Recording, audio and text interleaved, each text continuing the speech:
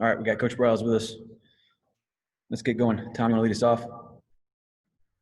Sure. Am I open right now? Yes, sir. Okay. Hey, Kendal, good to see you. Here we are, week 3. Can you kind of update us on how far you've come in camp, the progress you've made, and where you feel like you guys are right now? Yeah, I feel like the guys are doing everything we're asking them to do, working extremely hard. Felt like really the last 3 days have been really good. I think offense and defense as a team. We've made some plays, and the defense has made some plays and made it tough on us. So there's a lot of blows taken and blows given right now, and we just finished a really good practice. So I'm pleased with where we are right now. Alyssa?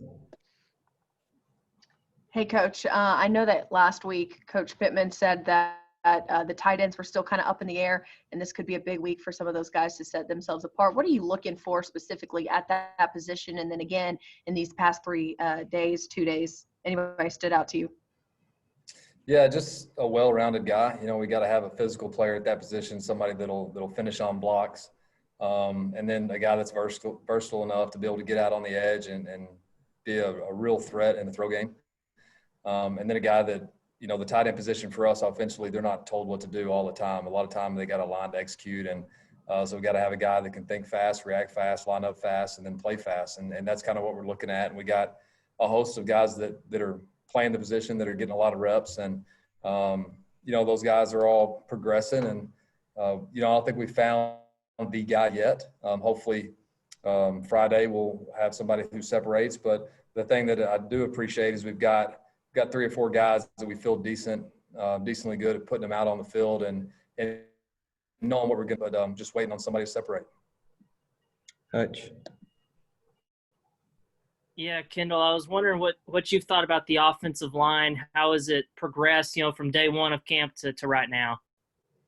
Yeah, they've done a nice job. The biggest thing that we're really stressing this week is physicality and really straining on blocks. And, you got what I believe is 2 of the best O-line coaches around with Pittman and Coach Davis. And don't get me wrong, Coach Davis is running the room, but Coach Pittman's always going to have his eye on those guys. And he offers great advice, not just to me, but for all of us, just training with blocks. And so, when you have those guys that are working with it, always progress and get better. And we've seen them do that. Feel really comfortable about Myron Cunningham at our left tackle spot. And I think Beau Limber's been playing really well at our right guard position, and Stromberg at center. And we just got to settle down in a couple other areas, and I feel like we'll be really good up front. Trey? Biddy? Coach, I was wondering about the wide receivers, like where they line up primarily. Traylon Burks was playing pretty much slot last year at 6'3", 230. Is that where you envision him going, and like who else is working at that spot? Yeah, he does play inside receiver for us, Burks. He's going to line up at various positions. But, yeah, he is an inside receiver, and we've got a couple guys that are playing that. TJ Hammonds will play that position. Davion Warren is also in there. And then we got a couple other guys that have mixed in. But we feel good about our slots and our outside receivers. But Treylon, we're going to have him moving around quite a bit. Scotty? Hey, Kendal, I asked Sam about Trey Knox yesterday. I'm just wondering from your perspective how he's looked so far in camp and how he can take the next step as a player. Yeah, Trey's really consistent. Kid, probably 6'3.5". And the thing that I've talked with Trey about is just trying to play more explosive and beating people at the line of scrimmage, using his long limbs to his advantage. But Trey's done everything we've asked, and really feel comfortable about where he's at. He catches the ball really well, and I'd say he's probably one of the smartest players on the field. Really intelligent, and that helps when you're playing with tempo. Russell? Coach, what do you like about Myron's game and what he's done to hold down that there? Just consistency, productivity. I'm not saying that he's been perfect, and neither have I, neither have anybody else, but I like the fact that every single day we know pretty much what we're going to get at that left tackle position. And he's been able to deliver. And, leading up to fall camp, we had a lot of practices as well. Now they weren't padded and all of that. And Coach Odom is definitely giving us a lot on defense that's making us really have to think, and it's putting a lot of pressure on our guys up front. So I think Myron and his consistency is what's been very impressive up to this point. Nate? What has Beau Limber done really to establish himself already at right guard? Same thing, just been consistent. You know what you're getting out of Beau every day. Beau, he's really a twitchy kid. He's got good weight. He's around 305. But when you see him move, he really plays fast. And then Beau will strike you and he'll finish you. He's a really tough kid, and I'm glad he's on our team. He's done a really nice job. Bob? Hey, Kendall. Hey, Sam said I guess it was yesterday, you guys were in good shape, but not game shape. Where do you think what do you guys have to do to get in game shape, and especially when you want to run up tempo? What's the key to that? And do you have any concerns in that area as far as conditioning right now? I don't have any concerns with where we're at now. We do need to continue to work at practice to get in game shape. And you're right, when you play at tempo, at times it can be difficult on really all 11 guys on the field, especially if you're able to move the ball and stay on the field. And if you're doing that, that means you're making first downs, which is always good. But I think as a entire football team, I would think that that's what Coach Pittman was speaking of. And I agree with him. I don't think we're in game shape right now. We looked a little better today, but it was pretty nice. We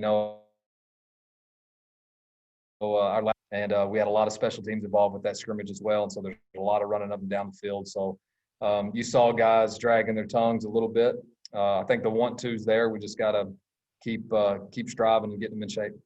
Feel good you guys will be where you want to be by Georgia week? We will be. All right, round 2. Tom? Kendall, what are you looking to stress maybe in the upcoming scrimmage? What are the key parts of it for you? And how do you think quarterback reps will go in that one? Stressing is just protecting the football. That was a big thing last weekend is you got to protect the football and give yourself a chance to win every single game. So that's going to be our number one priority on offense, is to make sure that we're doing that and stressing that. The discipline within each and every play, just doing your job, trying to limit the missed assignments. That's also going to be a big deal for us, is just, seeing the signals lining up and being able to execute the play that's called. And so those are things that we're going to want to see. And what was the last part of your question? The QBs, how you might split up the reps? Yeah, those reps will be pretty much the way that they have been. The 1s will be with Franks and 2s with Jefferson. And then we're going to let those other guys roll through, and maybe we'll be able to slide those guys up with some of the 2 reps as well. Ty? Yeah, Kendall, you've had some good quarterbacks in your past, whether it's Bryce Petty, whether it's Seth Russell, Derek Keene, Jason Drarides, does Felipe may or may not have with some of your former quarterbacks?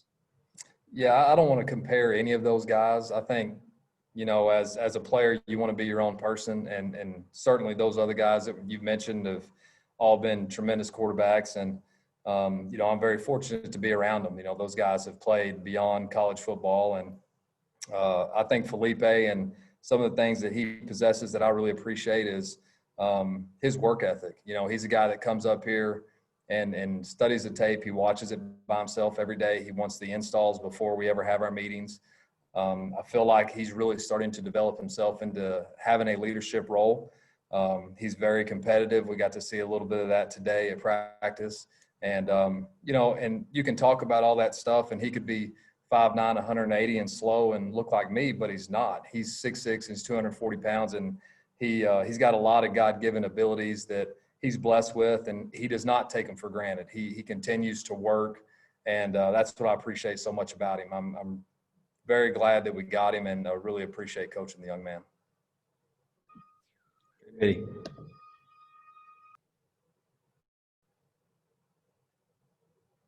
Yeah, Coach. I would just continue on with my wide receiver question. I assume I know these guys are interchangeable, but I assume Knox is working more of a split end type and Woods more of a flanker type. I guess. Could you kind of just fill us in, like who's working where on there, and also some coaches refer to XYZF.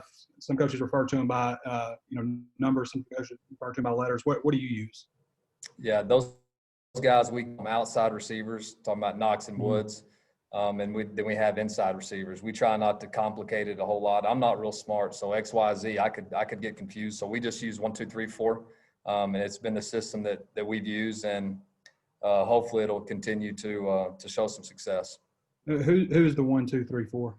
We've got those guys outside receivers right now. So Knox and Woods are both be either at a 1 or a 4 position. Okay. Thanks, Coach. Coach. I think I'm actually good. Scotty.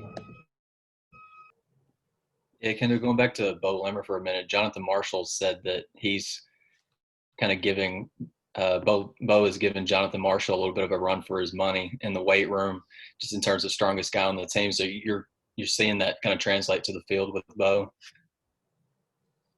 Yeah, you're asking me, am I seeing it translate to the field? Yeah, absolutely. Like I said, if you're a twitchy guy and you've got some lead in your butt, and you can move some weight, then you're playing right guard, which is what we want. So he's, like I said, he's a sharp, and he's got some ability to back it up. And I think as young as he is, he's going to have a tremendous career, and hopefully it'll start September 26th.